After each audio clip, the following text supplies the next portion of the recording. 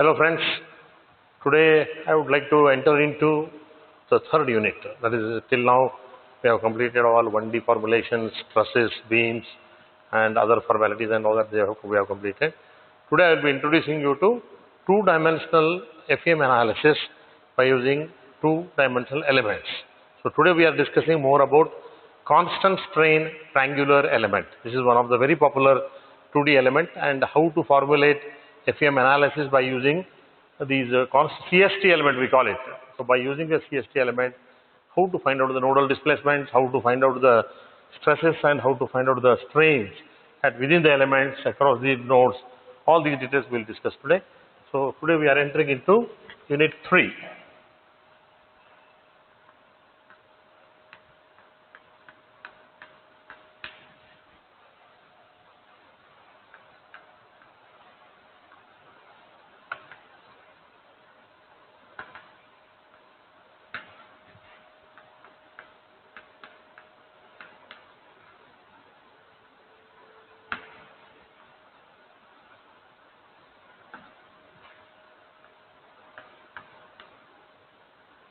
CST refers to constant strain triangular element.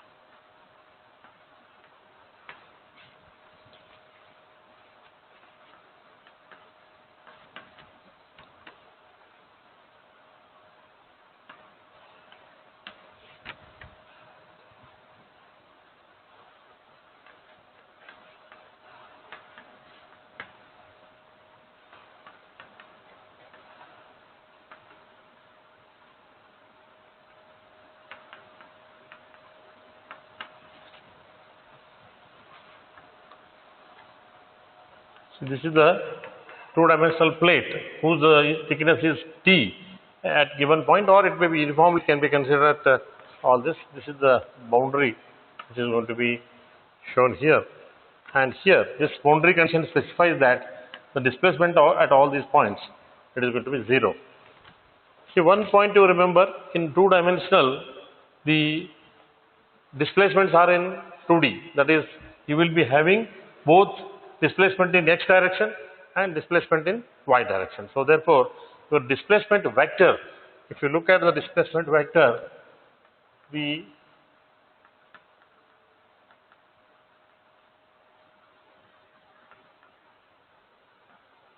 vector u is going to be a 2 by 1, which is u and v. This is the, or if you want to write it in a transpose way, can also write like this in the transpose method. This is a nodal displacement vector. And if you want the stress is again going to be a vector. Please remember, very interestingly, here you just cannot specify stress at a point is 50 megapascal. Here at a given point there are 3 components of stresses which are going to be there. 2 normal stresses and 1 shear stress. So therefore, if I want to find out the stress here, it is again going to be a 3 by 1 matrix. For a plane strain or plane stress, it is going to be there, and this is called tau x. Again, I will write transpose because it is a column vector. Similarly, strain. If I want the strain, and this is going to be epsilon, and it is also 3 by 1. Again, there are 2 normal strains and 1 shear strain. This is going to be that. Now, the stress and strain are going to be related by this type of relations. That is, here I don't have simply stress. If you want to get the stress, multiply by the Young's modulus E and to the strain components. No. Even here also, if I want it to be 3 by 1, there is a 3 by 3 material characteristic matrix we call it. So this C is called material characteristic. It is representing similar to the E, Young's modulus. This is material characteristic matrix. And please remember, its size is 3 by 3. Again we have two options in this, whether the problem is on plane stress or plane strain. Okay. So therefore, if it is plane stress, we write it as C with the symbol sigma, and this is written as, for plane stress, it is written as E upon 1 minus nu square, where nu is the Poisson's ratio. 1 nu 0, nu 1 0, 0 0 1 minus nu upon 2. This is called as this one, where nu is called as Poisson's ratio. 0.2, 0.3, depends on the steel or whatever it is material, the Poisson's ratio needs to be specified. That is called as plane stress. Similarly, if you want for plane strain, this is called as plane strain with the strain symbol here.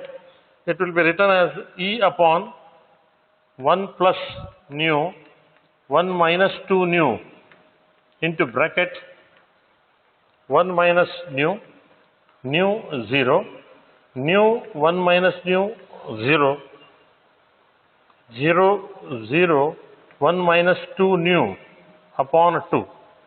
See, this is what we call it as the plane strain condition. This strain can also be written in this form. In the partial derivatives, you can use it. If in terms of the nodal displacement, dou u by dou x, dou v by dou y, and this will be dou u by dou y plus dou v by dou x. Please remember, this is representing the epsilon x. This the shear strain. Gamma xy is nothing but the shear strain.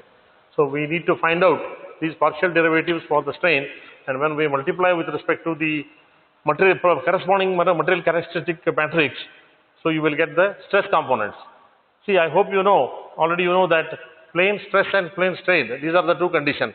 Plane stress refers to the stresses which are in the plane, xy plane. Sigma x and sigma y are there. There is no sigma z. Sigma z is always 0 in plane stress. But strain in the z direction is not 0. It is always there. Only the stress in the z direction, sigma z is 0 in case of plane stress. In case of plane strain, only we consider plane strain as epsilon x and epsilon y. Epsilon z is not there. That is, strain in the longitudinal direction is not there. But sigma z is present. The stress in the z direction is present in this case. We will be having sigma x, sigma y as well as sigma z. But as far as the strain component is concerned, epsilon x, epsilon y are there. Epsilon z is 0 in the case of plane strain. So depending upon which type of problem you are solving, you will have to make use of the proper C. That is, C has to be either plane stress or plane strain, and then you need to develop that.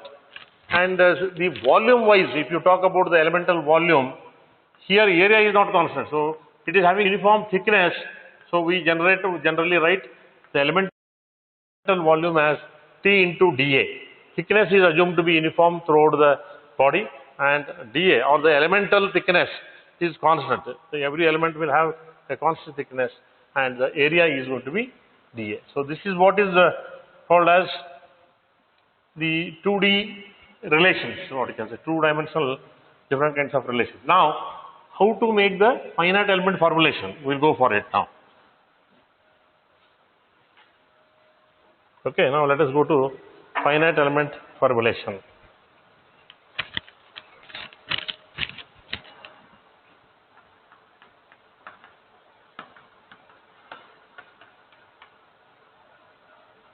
Finite element modeling, you can say modeling, how to make the modeling out of that given plate. Suppose if I give you a given plate, how exactly we are going to make this? See, for example, if this is your plate, this is the plate. I will start with node 1, straight away node 2, then comes node 5, then comes node 11, 14th node is here, 16th node is here, 15th is coming here, 12th, 8, and 3, and then 1. This is always that.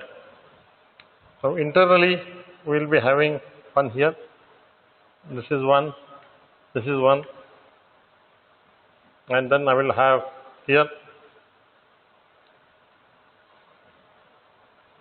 this will be connected to this.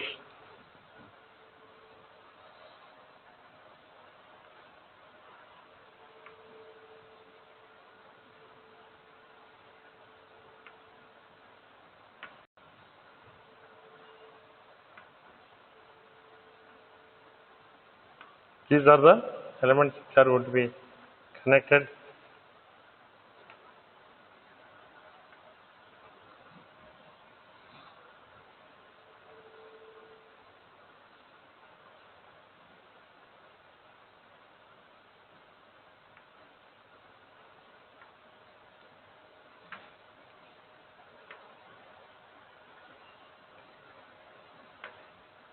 Yes, these are the, after the discretization using CST elements, this is called constant strain triangular element. This is a triangle with straight sides. See, that is the reason. This is, look at this. This is the curved boundary, but because of the straight sides, we are losing the original, you can say, configuration is lost. We are actually, the FEM model is not exactly mapping with the original model. So we'll definitely see that. Then what are these nodes? So this is 4, this is 7, this is 10, this is 13, this is 9. Any others are left? So I think all the nodes are being covered. Let us write down the element numbers.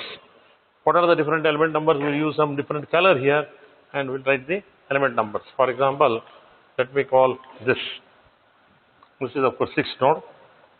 1. This is the second element. 3rd, 7th, 13, 12, 18, 20,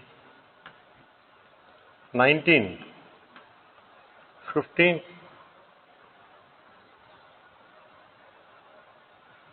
this is 15, okay. Yeah. Yes, this is 15, okay. These are slightly modified. This is 17, this is 20,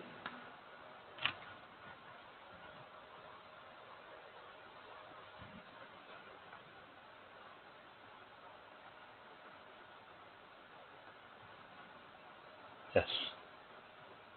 Here you have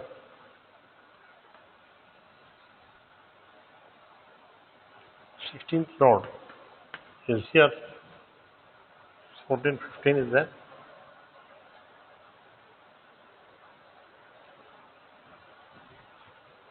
12 is here, yes. Then, okay.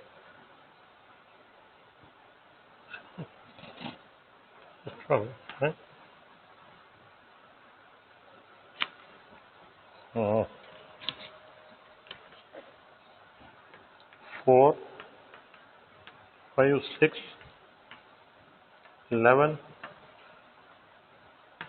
12, 13. Here something is wrong. Yes, here what is to be done? 10, this is 16.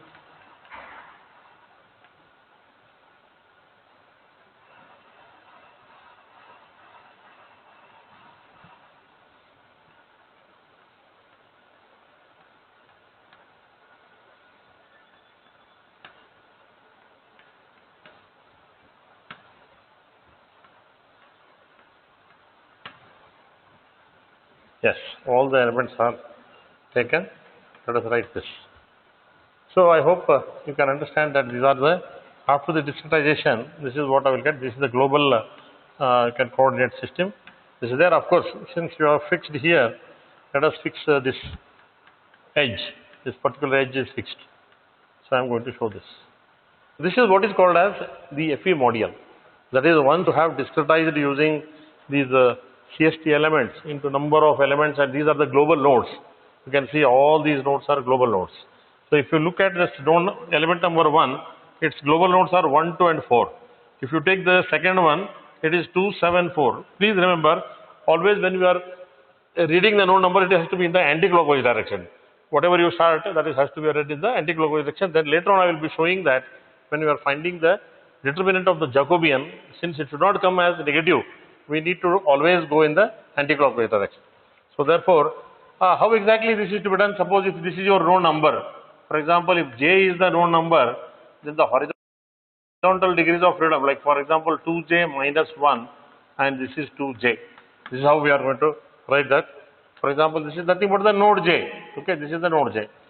So therefore, if there are totally, what you can say, so whatever the number of nodes are there, since every node has got 2 degrees of freedom. For example, if I take the fifth one here like this, so obviously this is 10 and this is 9. And if you take, say, let us say here 16, if you take, what is this? This is double, that is 32 and 31. See, like that. So always this is the double of the node number. It is one less, that is 13. 31 and 32 are going to be that. So therefore, if I take this global nodal displacement total number of degrees of freedom, this is going to be the total number of degrees of freedom. That is the number of nodes, whatever number of nodes are there into 2 will give you the total, you can say, the size of the global. This is going to be n by 1, you can call it. This is the, there are n rows totally and n degrees of freedom of that now, like this.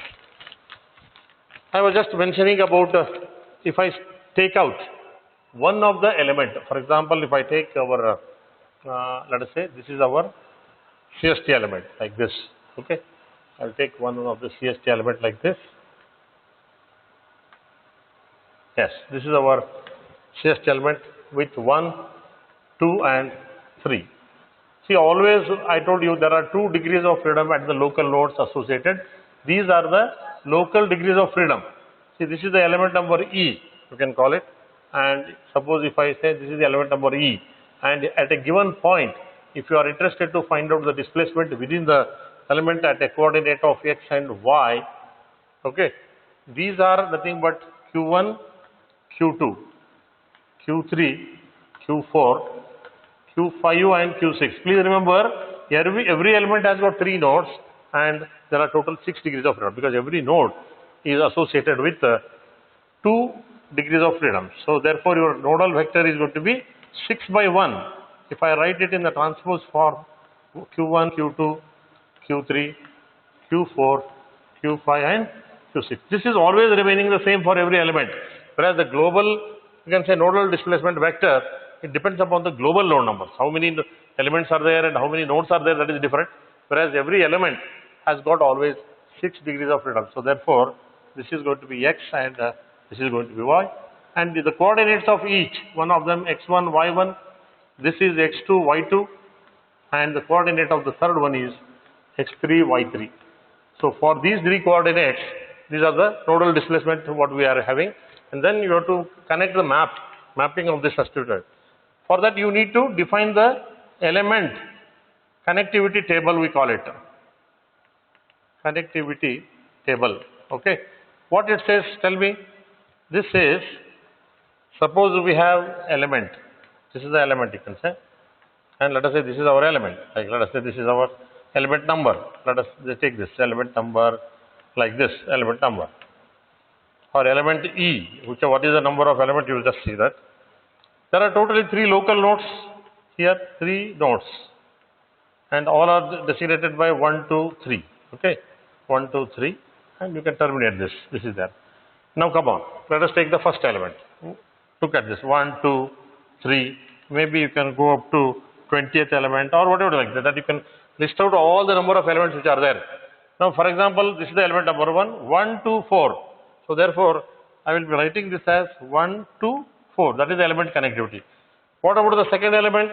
Where is my second element? This one. That is 2, 7, 4. You can write, or 4 to 7. You can also write like that. You can start with 4 to 7. Always take it in a anti-clockwise direction. Suppose if I want third one, where is the third element? Yes, here. Whatever, like 2, 5, 7 you can write, or any other form you can write like that. For example, you can write 2, 3, 2, 5, 7 also you can write. 2, 5, 7. Now directly let us go to the 20th element. Like for example, this is 20th element. How it is to be written? 20th element is going to be 14, 16. This is 16, 14, and what is this element? Okay, we'll take some other element. Like, okay, I will take a 13th element. The 13th element is about 7, 11, 14. Okay, this is the 13th element, 7, 11, 14, like that.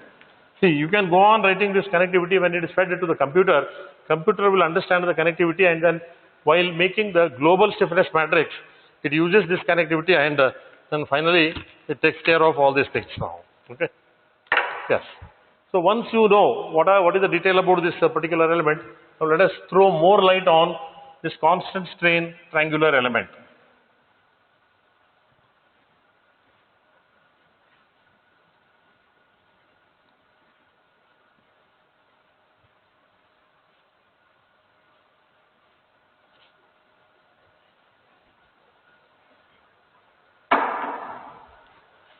Okay, let us go to CST element or constant strain triangular element.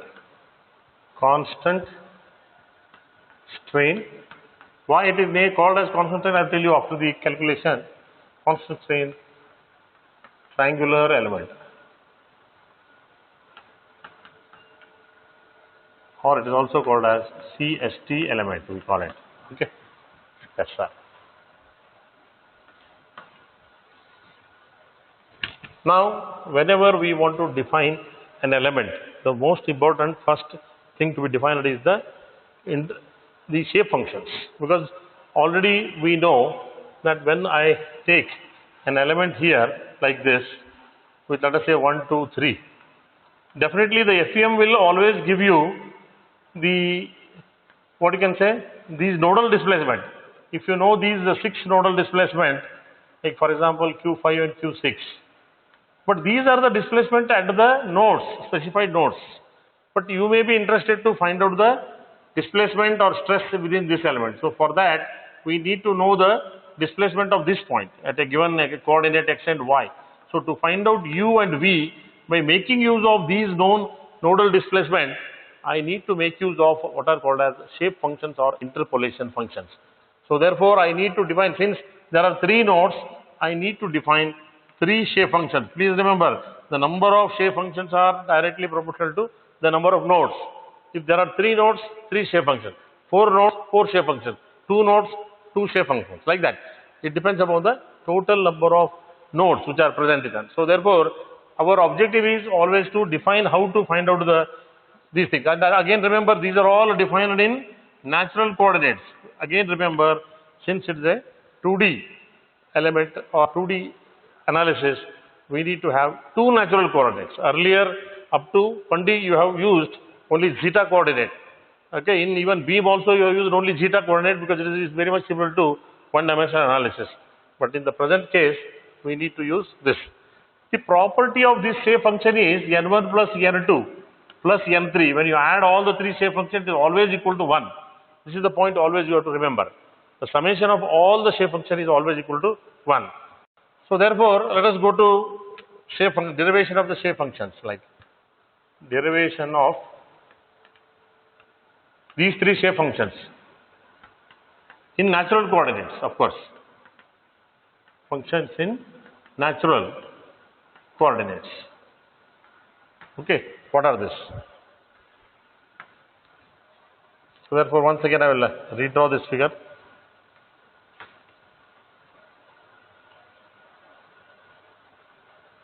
To take any arbitrary, this one, call it as 1. So if I take this as u1, v1, if I call this as 2, and this as u2 and v2, and this as u3 and v3. See, one and the same. These are all one another. Either you write q1, q2, q3, q4 and all that, or you can also use these things like. So these are the things what you know, and you are interested to find out at a given point, let us say P, what are these u and v when I give the coordinate as x and y. This is what you are interested to find out. So if I map this particular figure in the Zeta Eta coordinate, this is called as the Zeta Eta coordinate. Here comes this mapping. See, this is our node 1, node 2, node 3. So what are the coordinates of this, you tell me? This becomes origin. So therefore both are 0 at this point. Whereas here zeta equal to 1, but eta equal to 0 here. Here zeta is 0, eta is 1 here. This is how you can see. And the units of all these, like for example, this is 1. This is always 1. And this is also always 1. It is 1, 1, like you can say. And here we are interested to find out u and v at the point P where zeta and eta are going to be the coordinates. That means these u and v and x and y, finally they are the functions of zeta eta. Please remember, that is a very important point to be noted down. The displacements are the functions of x and y, and x and y themselves are the functions of zeta eta. So therefore, this is the relation what we need to find out that. Now come on, let us find out the shape functions. See, always we know that shape function, when I say ni is always 1. Ni is always 1 at node I, and it is 0 at all other nodes. See, this is the property we are making use here. Okay, let us say first one at node 1. I want node 1. That is, I want to find out the n1. I want to find out. What is the property? You tell me. n1 is 1 at node 1. And what is the coordinates at node 1? Zeta equal to 1, eta equal to 0 at node 1. And it is 0 at all other nodes. At node 2 and 3, that is, it is node 2, it is zeta equal to 0 and eta equal to 1, and here it is eta equal to 0 and eta is equal to 0. This is the property of this. Now let us take this. So let us start with a polynomial.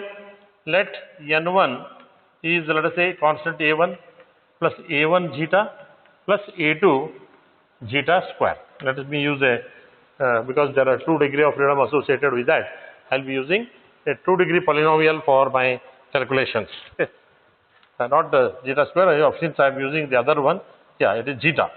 A1 zeta plus A2 eta. Chalo, we will first put the first condition. What is that? It is 1 at zeta equal to 1 and eta equal to 1. So therefore, that is eta equal to A1 into 1 it is, plus A2 into 0. So this comes out to be 1 equal to A0 plus A1. This is the first equation you are generating out of this. Then it is going to be 0 at where? At node 2. Node 2 is what? This is at node 1. This is at node 2. Okay, sorry, this is at node 1, node 2. What is the node 2? Tell me. Node 2, it is zeta equal to 0 and eta equal to 1. So this is equal to A1 0 plus A2 1. So this means 0 equal to A0 plus A2. You will get. When I put it at the third node, see here, what is that? Both are zeros. That means 0 is equal to, n1 is 0. Anyway, here it is A0 is 0. That is A1 into 0 plus A2 into 0.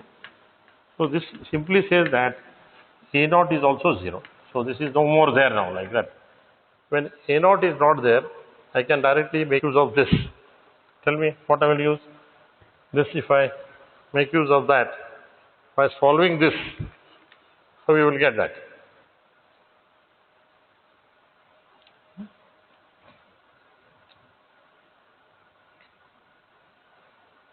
If I take minus, minus, minus, obviously this will go.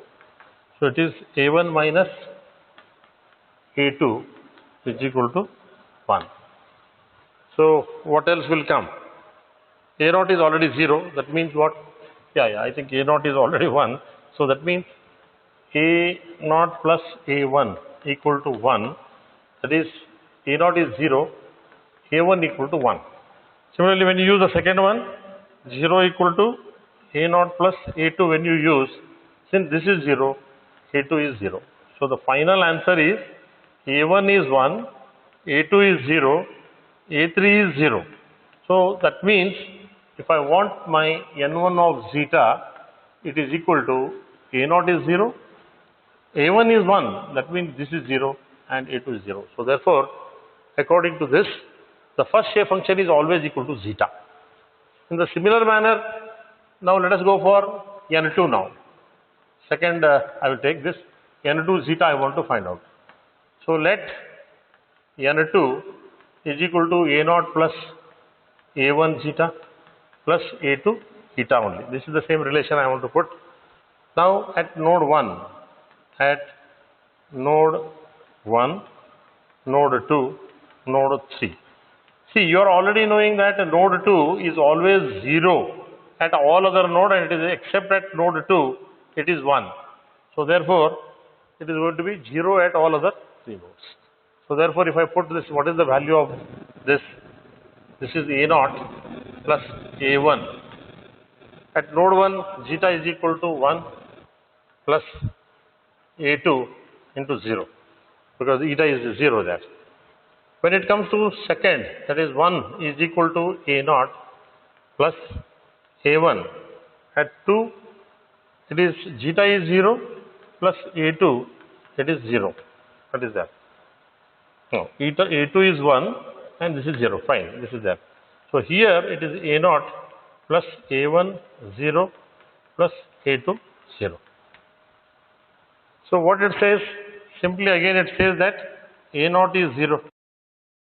Correct, right? So therefore, if you put here a0 is 0 and here also it is 0, automatically it simply says that a1 is also 0. a0 is also 0 here, both are there. But when you come to this equation, a0 is already 0, a1 is already 0, a2 is equal to 1. So therefore, a2 equal to 1. This is what you will get from this relation. So therefore, if I want to write the second shape function n2, it is a0 plus a1 zeta plus a2 eta.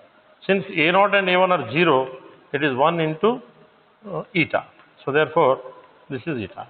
What it says is, the second shape function is always equal to eta. Already first one you have already found out that n1 is equal to zeta and n2 is equal to eta. And from the first relation, what I have told you, n1 plus n2, n3 is equal to 1. You can write n3 is equal to 1 minus n2 minus n1 minus n2.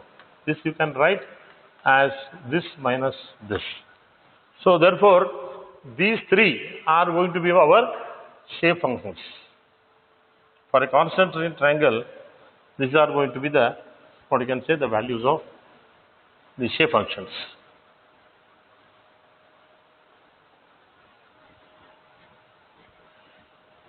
Of course, this relation, third relation, you can also find from the same relation like this.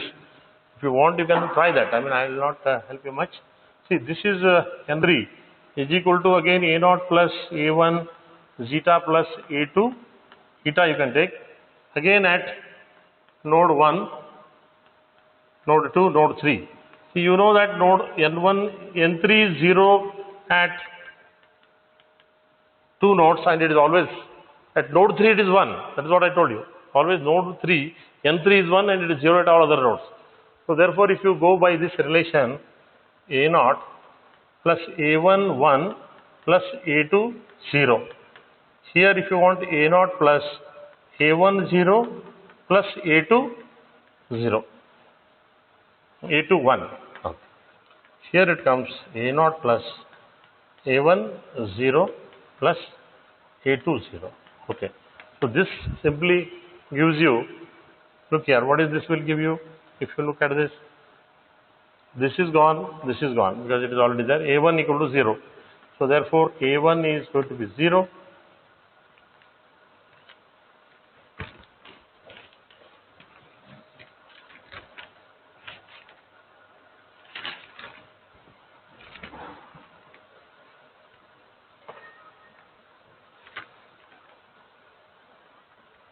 Yeah.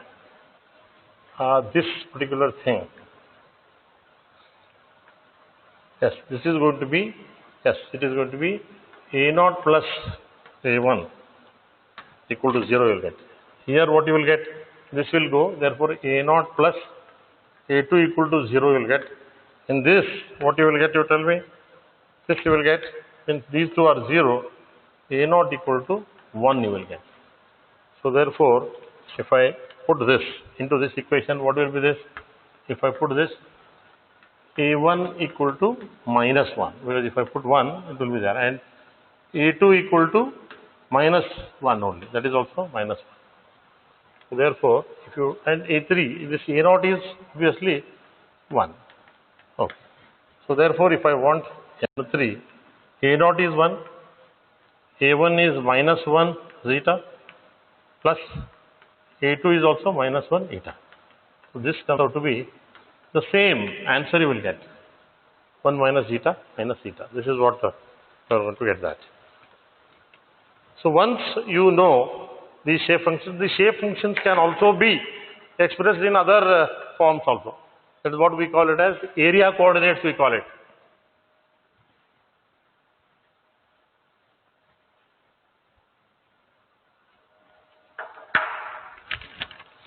See, these are called area coordinates.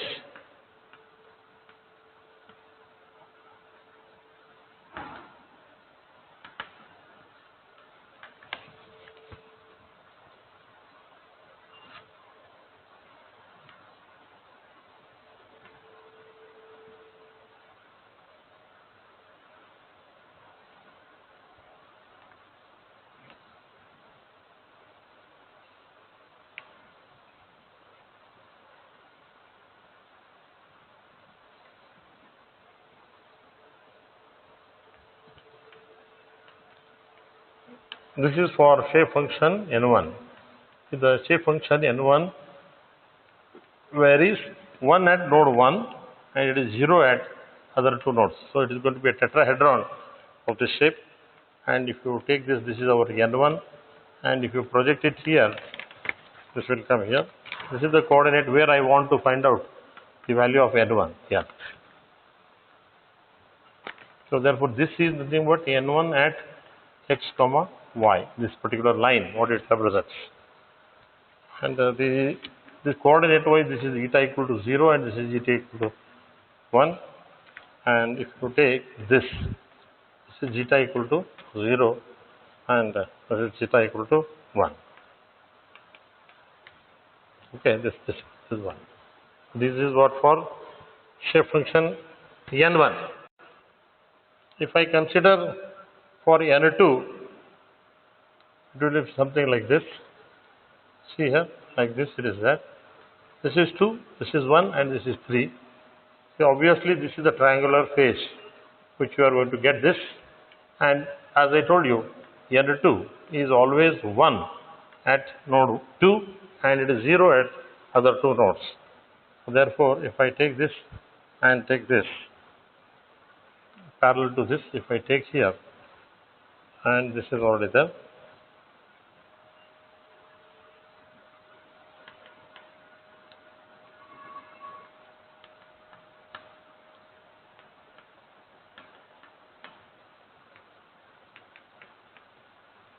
this is our node 1 and this is node 3. This is the variation for what you can say second shape function. This is second. Similarly, when it comes to third,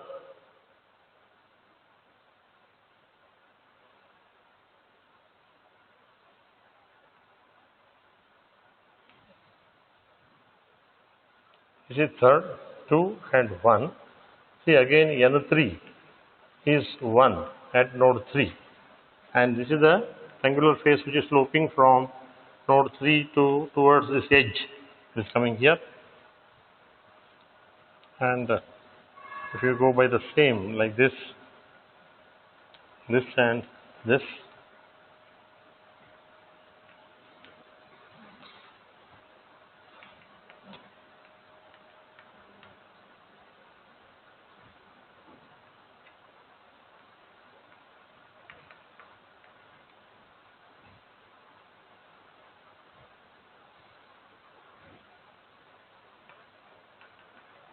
so this is going to be for N3. So this is the variation of the shape functions from the respective nodes. That is N1 from node 1 being 1, how it slopes towards the other two nodes, and similarly it shows like this. This is called variation of the shape functions over the entire edge.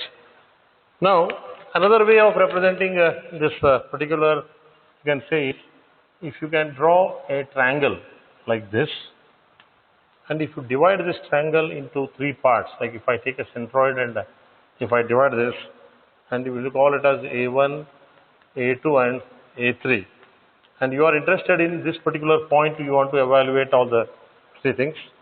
This is like this, and this part is going to be like this, and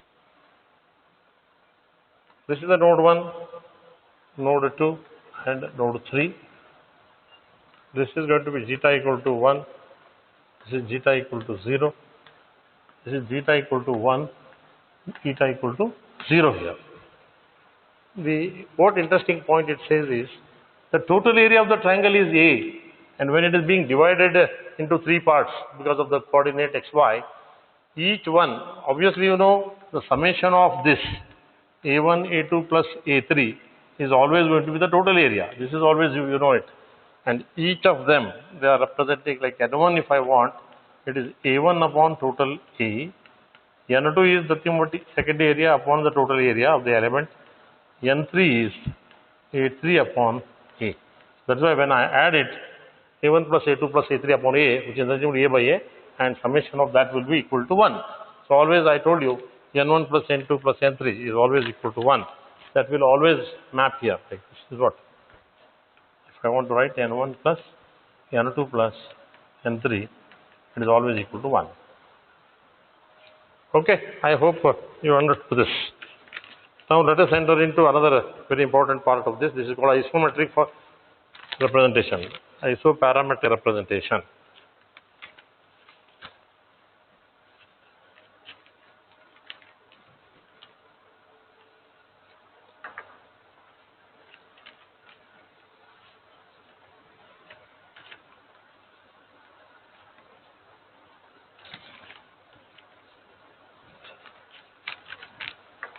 Okay.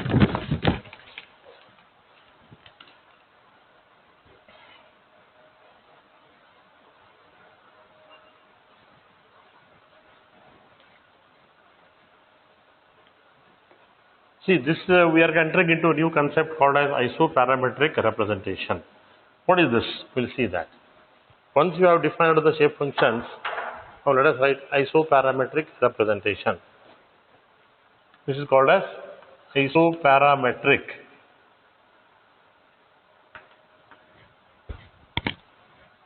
representation.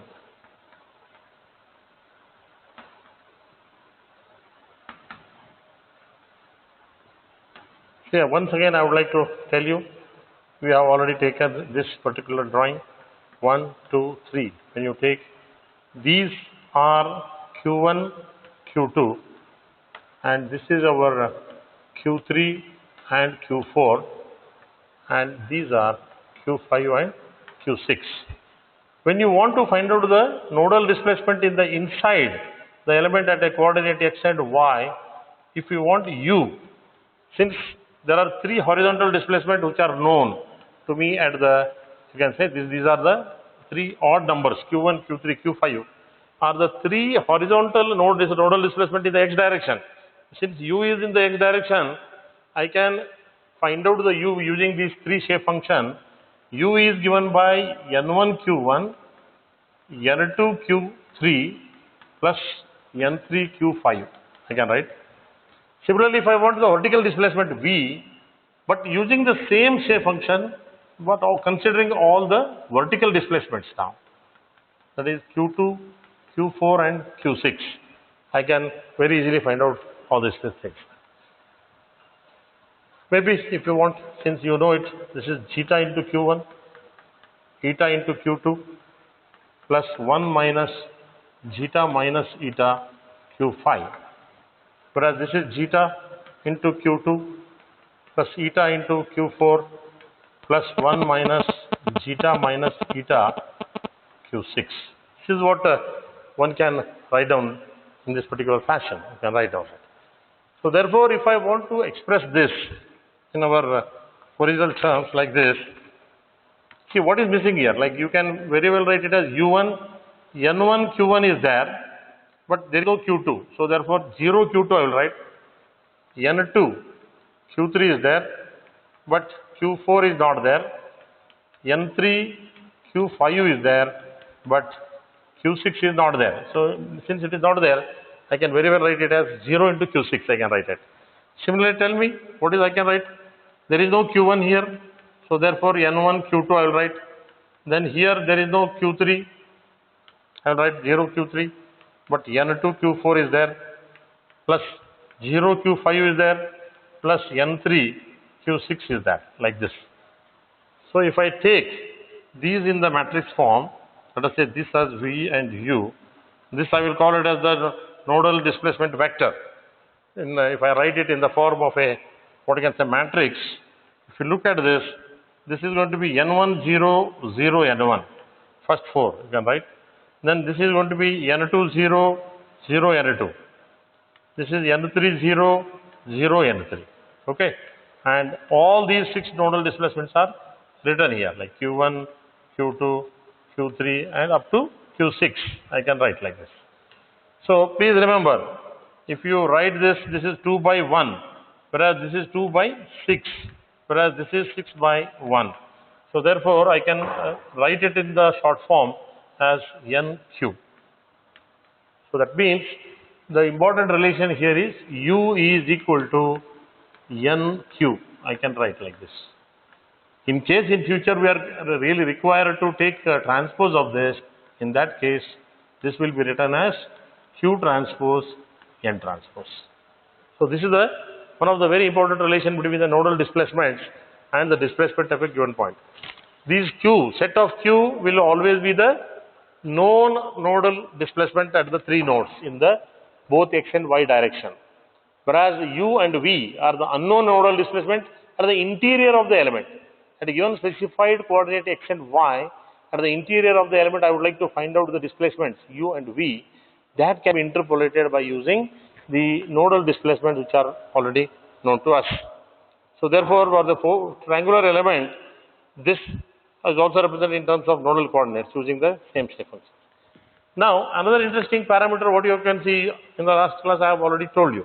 That is, the coordinates of these are x3, y3, and coordinates of this x1, y1, and coordinate of this node 2 are x2, y2. Here one beauty is, if I want to find out the coordinate of this point, x, can we express in terms of the known coordinates of the 3 nodes? So that is what we call it as isoparametric representation. That means you can use the same shape function for finding the coordinate at a given point. See, this can be used now like this. Similarly, if I want y, it is n1, y1, n2, y2 plus n3, y2. That means for finding the nodal displacements, you are using the same shape function n1, n2, n3. Even to find out the coordinate of a unknown point inside, I can make use of the same shape functions as well as the nodal coordinate system. Since I know the nodal coordinates of these 3 nodes, I can interpolate these 2 and I can find out that. So this is the interesting part. Now, you can rewrite this. This is what is this? This is zeta x1, eta x2, 1 minus theta minus eta x3. So this can be very well written in this form as x1 minus x3 zeta plus x2 x1 minus x3 x1 minus x5, you can write, x1 minus x3 x2 minus x3 eta plus x3. This you can very well in the similar manner, you can write it as y1 minus y3 zeta, y2 minus y3 eta plus y3. can write like this. So this is the short form for x and y. You can write that. Here we are trying to make use of a notation xij. I will use it as xi minus xj. For example, I have written it as like, for example, x1 minus x3 is there. See, this x1 minus x3, which is I and j, I can write it as x13. Directly I can write it that. Similarly, x2 minus x3, I can write it as x2 minus x3 can be written as x23. Similarly, here y13. y13 is what? y1 minus y3. And y23 can be written as y2 minus y3. So this is the notation we are making use of for representing this. So if that is the case, can you now redefine this? X is equal to what now? It is x13 zeta, x23 eta plus x3. And y is equal to y13 zeta plus y23 eta plus y3. This is the way you can substitute these three and you can write down that. Similarly, if you come to this particular thing, I would like to mention again here, I have already written here. Look at this. If you look at this figure here, you can again very well write it as u equal to q1 minus q5 zeta, okay, plus q3 minus q5 eta plus q5. You can write like this. Whereas v you can write it as q2 minus q6 zeta plus q4 minus q6 eta plus q6. This is the way I can rewrite these q and v, and then I can find out the values of this.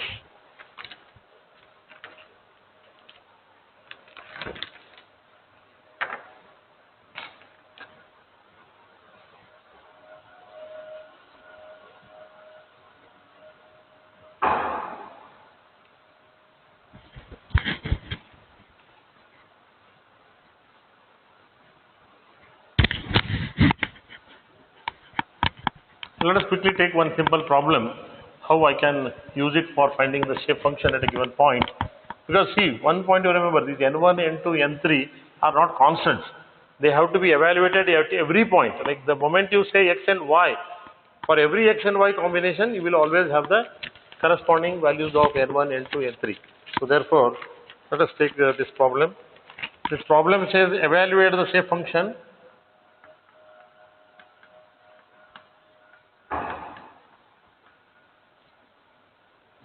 Evaluate the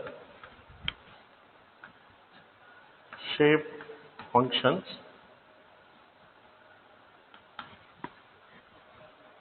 n1, n2 and n3 at the interior point P. At the interior point P. P will be defined in the figure for the triangular element.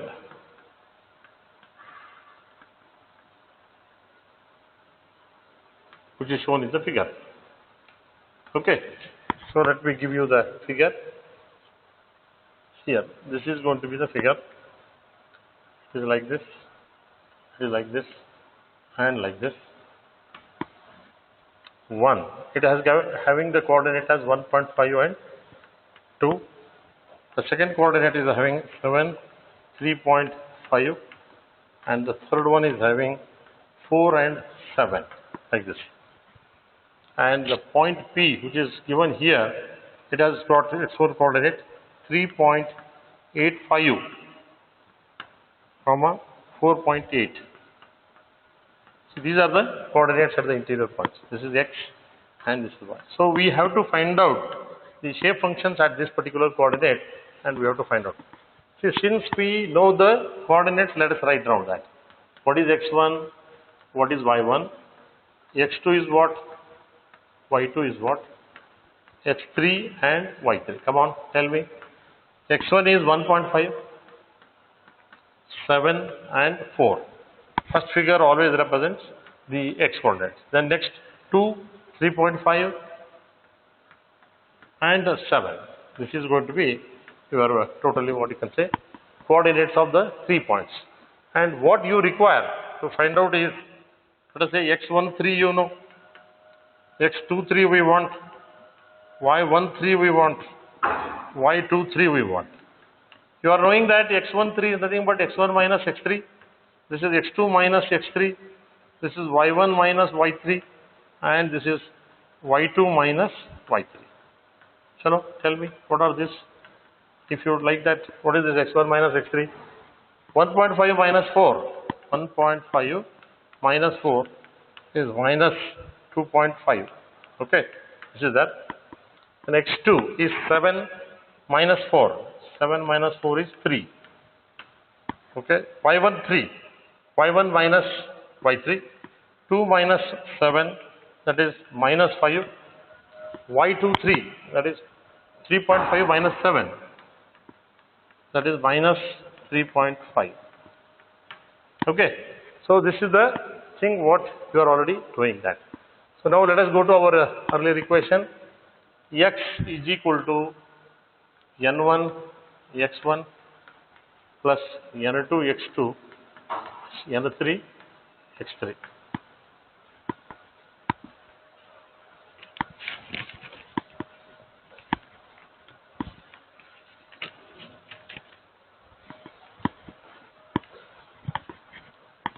So x is given 3.85 is equal to n1. What is our x1? Is 1.5 plus n2 into x2 is 7 plus n3 into x3. x3 is 4. Okay, so this is what we know now. The second simply says that y is equal to n1 y1 plus n2 y2 plus n3 y3, which is equal to n1 y1 is 2 plus n2 y2 is 3.5 plus n3 is 7. This is what we are already knowing that. See, if I know this, what is that you will get now? Tell me. Because x also you know that it is x13 zeta plus x23 eta plus x3. This is what you are already knowing that. So let me write this. X is what? 3.85 is equal to x13. It is minus 2.5 zeta. x23 is 3 eta plus x3 is 4. So if you know this relation, I can short this, I can find out this 2.5 zeta plus 3 eta is equal to